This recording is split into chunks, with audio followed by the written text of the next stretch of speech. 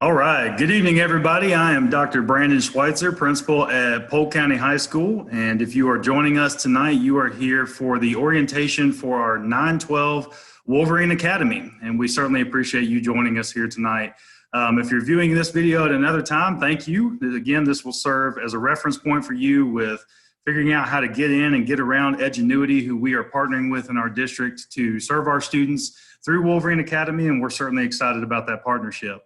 Again, I'm Dr. Brandon Schweitzer, and I'm hosting this orientation tonight for the high school specifically. I will be your program administrator for Wolverine Academy for trying to help with things like enrollment and working through some of the program-specific issues that come up. As we work through orientation, you're going to hear me talk about how you do have specific teachers that are assigned to your courses, and I'll definitely get into that a little bit later about how you can contact them and what you can do with that. You can certainly ask them with any questions that you might have related to login information and course access, those kinds of things. But I wanted to kind of let you know what my role was in this process. Again, you heard me reference that we are partnering with a company called Edgenuity to provide this service to our students, which we are very excited about. We have been with Edgenuity for a couple years now, and they have done a great job with our students. We have used them in a variety of ways throughout our high school. We certainly believe in Polk County schools and at Polk County High School that Edgenuity provides a very high quality product and a top-notch educational experience for our kids. And so that's one of the major reasons we chose to go with this particular company to help us out. All that being said, we also believe it's very important for you to stay grounded and connected to our high school, which is one of the big reasons we wanted to do this Zoom session tonight. And then also to connect you with your teachers that will help facilitate and guide your journey through Wolverine Academy as we move through some things. So the very first thing I'd like to do is I'm going to go ahead and share my screen, and we're going to work through one of the first things that I think you as a student need to know, and that is how to access your online portal and where the easiest place to get to if you're trying to get into Edgenuity programming. If you go to our main high school website, the first thing you're going to see is a tab for Wolverine Academy. When you click on that, it'll take you to some just general information about what's going on, upcoming events, those kinds of things. We do intend on updating this site quite frequently, or this particular page frequently. Also, over to the right-hand side, you'll notice a little flip column that will take you, if you click on it, all the way to our general Wolverine Academy site. So I will caution you if you go this direction, though, that this is intended for our K-12 Wolverine Academy participants. So you'll see information going all the way down from K-8 and high school.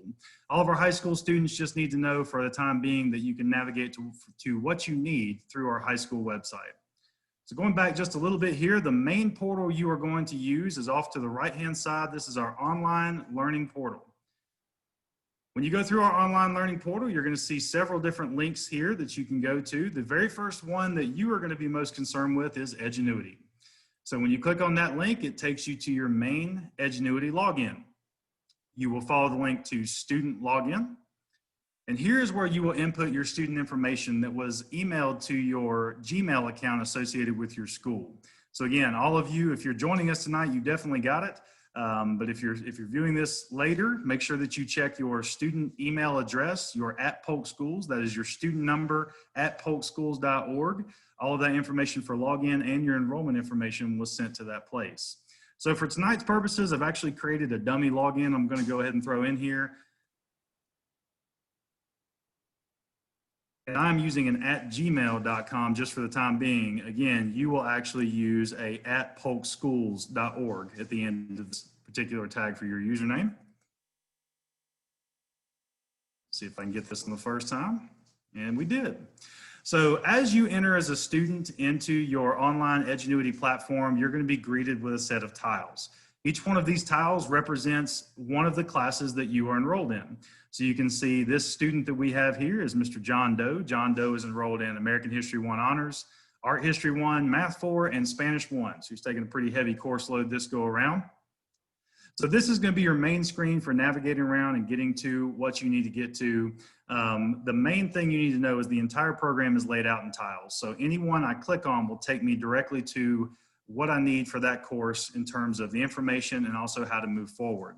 On any given day, the first piece of advice that I'm going to give you is it feels overwhelming at first when you first look at this, but the main advice I can give you is just plan on tackling a little bit in each of your courses every day. My advice to you is if you dedicate at least an hour each day to each one of these titles, so I'm asking for about 4 hours a day, you should make very adequate progress with moving forward, staying on track, and working towards completion of these courses in a timely manner. Obviously, you're not held back or restricted by that. If you're somebody that wants to jump in and really push hard and dedicate 9, even 12 hours a day to each one of these classes, you could certainly do that. They are open for access 24/7. So if you're a night owl and you get up at 3 a.m. and you just have to get your American History 1 honors fix, you're certainly welcome to do that as well. When you jump in, when you start pushing forward on those courses, you can actually complete some of those courses early. We do have some students in our experience that like to just really push hard on a single course, complete that course, and then work on another one. In our experience, that does not work for everybody. We do still recommend that you try to tackle a little bit in each course each day. If you want to focus a little more on one than the others, that's fine.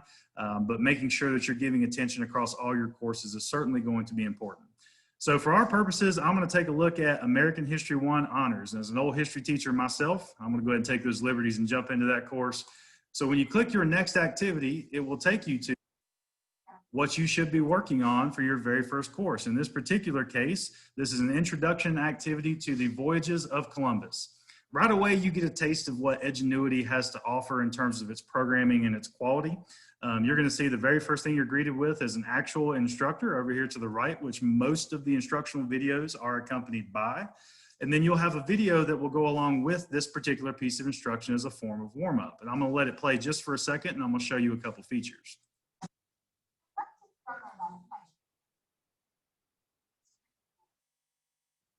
And it commemorates Christopher Columbus's arrival in the New World.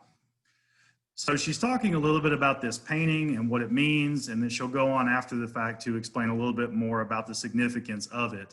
A couple of things I want to point out, mechanically speaking, is you can't actually skip through or jump ahead in these particular videos. So right now I'm logged in as a student, and if I try to click ahead, it'll actually give me errors and show different things as I'm moving through. So what it really does is progress at the speed of this particular video as you move forward. This is really nice because what we don't want is for our students to be able just to click and move right through all of the lessons, get to the assessment, and then feel lost in what they're trying to do. So what the program actually forces you to do as a student is to slow down, really make sure you're paying attention to these particular lessons before you engage in any of the assessments.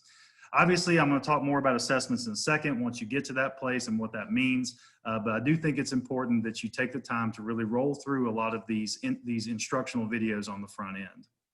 So I have actually unlocked for this particular student as a site administrator to be able to move forward. So I'm going to go ahead and click the forward. I know I just said you can't bypass these videos, but because I've unlocked it here, I want to demonstrate something real quick. Look at European understanding of geography in the late 1400s. By 1492, Europeans are starting to expand their knowledge of geography, and that's thanks to the Portuguese. Now, a man by the name of Prince Henry the Navigator established a school of navigation in the 1400s, attended by many Europeans. And there they learned map making, they learned how to build ships, they learned how to navigate using the stars. And so we start to see an explosion of exploration in the late 1400s. Now, by 1492, Europeans had still not found a sea route to India by going around the tip of Africa. However, they're starting to make great strides. Bartholomew Diaz finally covers around the Horn of Africa, so around the western end. So a couple things I'd like to show is I actually set it up for us to be able to jump to this particular part because I'm going to show you what an assessment looks like right after this. So you can see there's a lot of interactivity from the instructor. You see him writing on screens, highlighting things, pointing out things you really need to pay attention to. Prince Henry the Navigator is a fascinating individual if you ever get a chance to look more into him. But as you're digging through this, I wanted to show you just kind of what it looked like. And then also, I went ahead and set this up to where this actually does make me hit the wall as a student. So as I'm sitting here, I'm watching this and I say, hey, I want to jump ahead. If you can't really see it, and I don't know if you can hear my mouse clicking, I am trying to click forward on the video and it's not letting me move forward at this particular time. If I try to skip, so I go down here to the bottom and try to skip the lesson forward, it's actually not letting me skip the lesson. So much to the dismay of many of our students, it will actually force you to go through and watch this particular instruction. So I'm going to let it play a little bit longer. It's going to go up till about 2 minutes here. And the next slide is actually going to show us just a sample of what one of the quick warm-up assessments look like. In the late 1480s. And then later, Vasco da Gama, a couple of years after Columbus, New World, will finally get all the way around the Africa and make it to India. Next, let's take a look at what Europeans did not know about the world. First, one big misconception that many people have is that Columbus discovered the world was round. Well, that's not true. Most Europeans that have had extensive schooling understood that the world was in fact round. They just thought it was smaller than it actually was. So they didn't exactly know how big it was. Next, they believed there was only one ocean, which they called Oceania. And then finally, they only knew of 3 continents, Europe, Asia, and Africa. And if you take a look at this map, it's kind of difficult to see, but here is their belief of what Africa looks like, which is smaller than it actually is. And here is where North and South America would be. You can see there's nothing but ocean there. So they didn't understand that there was North and South America or Antarctica for that matter. But they are going to learn very, very quickly that there's a lot out there that they had no idea existed. And they certainly had no idea what else was out there. So I'm going to jump ahead now. If you'll notice, the arrow is actually lit up for me to move forward now that I've completed that particular lesson. Question to review what you just learned.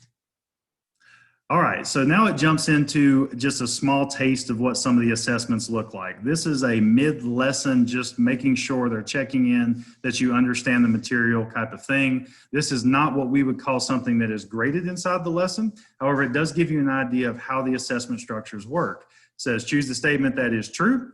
I happen to know that in 1492, Europeans did not know the actual size of the world, as we just talked about. So I'm gonna go ahead and click that and click on. And turns out I got it right, and I sure hope I did. That'd be embarrassing as an old history teacher to miss that one. So I'm going to go ahead and jump ahead to the next one. Lesson objectives. By the end of this lesson, you should be able to identify the factors that motivated Europeans to explore the seas during the age of discovery, compare and contrast Columbus's actual findings with European expectations of the world, and finally describe Columbus's journeys to the New World. All right, so it does a fantastic job of laying out what's to be expected in the rest of the lesson, all those sorts of things. So one thing I want to go ahead and point out, that gives you just a little bit of a taste of what these lessons look like as you move forward. That was an introductory lesson, just introducing you to the topic.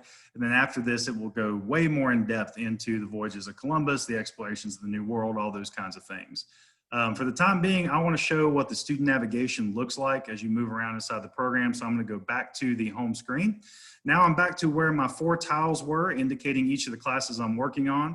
If you'll see, I have not done anything in my art history, my math 4, or my Spanish 1 course. And it says you are 0% complete, but I'm on target. The reason it's saying that is because today is the very first day of instruction. So over here to the left, you'll see that we just did that introductory activity. And it says you are 0.1% complete and on target moving forward. So that little lesson that took 6 minutes or so got me a 1/10 of a point or 1/10 of a percentage point completed, and then we'll keep moving forward. Again, the main point for this was to show you what these percentages meant and what they looked like as I was completing assessments. So if I were to take a quiz down in this blank area next to where it says next activity, it would actually begin to show a grade. And that grade is a running grade of what you have done. So in other words, if you have completed 25% of the course and you have a 90, what it's saying is your grade in that 25% of the course currently is a 90. So that's fantastic if you are on track and on target moving forward. If it is, say, the semester's ending on January 8th and it is January 5th and you have a 98, but you've only done 2% of the course, obviously, you're not in very good shape. You're going to have to get a lot done in the next several days to get credit for that course. So even though it may show that you have a 98, if you have not completed the course or you're not on target, that could jeopardize what your final grade and ultimately you receiving credit for that course will be. So as a student, this is a way for you to track where you are, navigating around the course, and accessing each one of your courses. I'm not going to dare jump into some of these other ones because, quite frankly, I will be lost, especially in a Math 4 class. But you get the general idea of what it means to navigate around. Also, I want to go ahead and take a moment to share with you guys, and I hope I have it pulled up here. Do not, unfortunately. There is a student guide that you can access to give you some assistance with different things that are going on inside of Edgenuity. One way to get to it is to click on your drop down up here where it says Dear John. For you, it'll obviously say your first name. If you click help, it'll throw you into this particular help and resources area, which is very overwhelming. But this very first guide, which is something I'm going to post directly to our high school website, is actually your Edgenuity student guide. So anything you want to know about navigating around, assessing your grades, the grade weights, how to communicate inside the course, which I'm going to talk more about in a second, all of your student reports, all those kinds of things. This is a nice little guide for how to navigate inside of Edgenuity, what your grades look like and what they mean. You can see from this particular screen grab some specific grade percentages that are in there. You can see how that bar at the top is starting to run on some of those. If you are behind, the bar is red. If you are just a little bit behind, the bar is orange. And if the little bar is green, that means you are on target and moving ahead just fine. So the main thing is to keep all those bars green and moving forward and keep your grade up. That is the ultimate goal as a student in moving through this process. Now, one thing I do want to mention as parents, we do have the ability through Wolverine Academy and through the Edgenuity program to add you as a parent onto what you are seeing with your students. So if you'd like to access that feature, just simply call and let us know. We can certainly add you. All we need at that point is an email address and your name and what student you are working with. And once we get all those things connected, it'll actually allow you to see what courses they're working on alongside them. And you can get a weekly progress report actually sent to you, which is a particularly nice thing to have, when you're trying to keep track of what your student's doing and what kind of progress they are making. So you can set it up to have it mailed to you weekly, daily, or monthly, whatever pace you'd like to set. Again, that's definitely an option we can offer to our parents of Wolverine Academy students. The last thing I'd like to mention real quick is to talk about teacher access. In the coming days, I'm going to be sending out via Gmail or via your school email rather, who your specific teacher is for each of your courses. So what's not exactly obvious when you navigate into a course is there's never a spot that really says, this is my specific teacher assigned to this course. However, what you need to know in the background is we do have teachers that are assigned to be sort of your guardians and watching you throughout this particular process. We have done our very best to assign them by content area, so they can certainly be someone that you can ask questions of from time to time. And what they will tell you is if they can't answer it, they will find somebody that will definitely be able to answer it for you. So they are going to be there as a resource for you. And again, we will be emailing out to you specifically who those teachers are for your courses that you have in moving forward. Also, if you click the email tab from your student menu, you may occasionally receive an email inside of the Edgenuity system from one of your teachers. Your teachers largely are going to use the Gmail platform, not the Gmail platform, the Polk Schools platform through Google to send you most of your messaging, but just occasionally in the top right-hand side, you might see an email coming through that is actually sent to your specific username inside of Edgenuity. All right, so what I'd like to do at this time, that just gives you a very brief course overview, what the courses look like, a little sample of what Edgenuity has to offer, how to navigate around inside the system, a little bit about what the student guide looks like and parent access and access to your teachers, all those kinds of things. Wrapping things up before I open things up for questions for our people who have attended tonight, I do want to go ahead and say that we are excited about offering this. This is very new and definitely different for us as a school district, but it's an exciting adventure and a new way to serve our kids and our community. One thing I did want to mention is that we are going to try to do our best to continue to expand the offerings that are inside of this. Right now, if you'll speak to one of our guidance counselors, they can talk to you about what our course catalog currently is. The catalog that we have access to is actually quite expansive. So make sure that you take the time to talk with our counselors about what options are out there and some different courses you can explore. There's actually several courses that are offered through this program that aren't exactly, that have not traditionally been offered through the high school curriculum. So it's a pretty cool opportunity to expand and jump into some new things. One example would be Art History 1. We have traditional art classes in our high school, but not a specific art history course. So that's an example of one that you could jump into that's a little bit different. So again, if you have questions about any of those kinds of things, please contact our guidance counselors and they can certainly help you. So at this time, I think what I'd like to do is I'm going to stop the recording for the orientation video, and I'm going to entertain any questions anybody might have.